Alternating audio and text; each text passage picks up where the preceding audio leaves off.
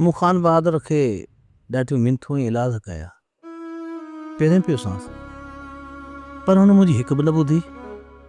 असुल ठप जवाब ॾेई छॾियईं। केॾी बदनसीब आहियां बाबा साईं, मूं अभागी के अम्मी जो आख़िरी दीदार बि नसीब न थियो। अभागो त मां बि आहियां धी। तुंहिंजी मां त मूंखे वॾी उमिरि जूं हमेशह दुआऊं ॾींदी हुई ऐं चवंदी हुई त शाह हमरात तूं पंहिंजे हथनि सां मूंखे क़बर में लाहींदी। पर ख़ान बहादुर इहा ख़्वाहिश पूरी करण जो हक़ न ॾिनो। न बाबा साईं, अव्हां न रो। जेकॾहिं तव्हां इहो हौसलो हारे वेंदा त मूंखे केरु दिलासो ॾींदो?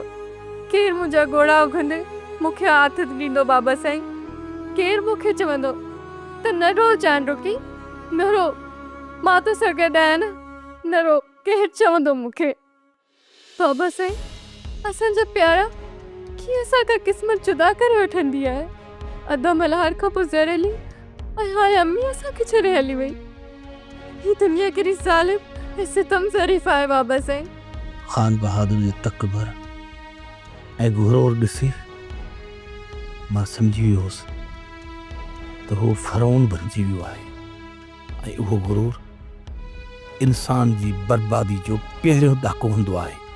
बाबा साईं, मूंखे ख़बर आहे त तव्हां इहा ॻाल्हि पंहिंजे दिलि खे तसल्ली ॾियण लाइ था चओ, न त तव्हांखे ख़बर आहे त ख़ान बहादुर जी बर्बादी जो इम्कान परे परे ताईं न आहे। अल्लाह पाक जो हिकिड़ो नालो कहर बि आहे। जॾहिं हू कहर शुरू थियो न त ख़ान बहादुर जी संतत सभु मिटी में मिली वेंदी। बाबा साईं, मुंहिंजी दिलि हिन महिल ईअं ॾुखी रही आहे जो सीने में दिलि न कुठल पकी पकी रहियो आहे। हीअं लॻे थो त रोईंदे रोईंदे ओचितो हीअं वात में न अची वञे।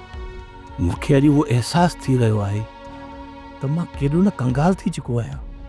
एॾो त कंगाल ॿियो कुझु न त छा, पर तोखे दिलासो बि नथो ॾेई सघां।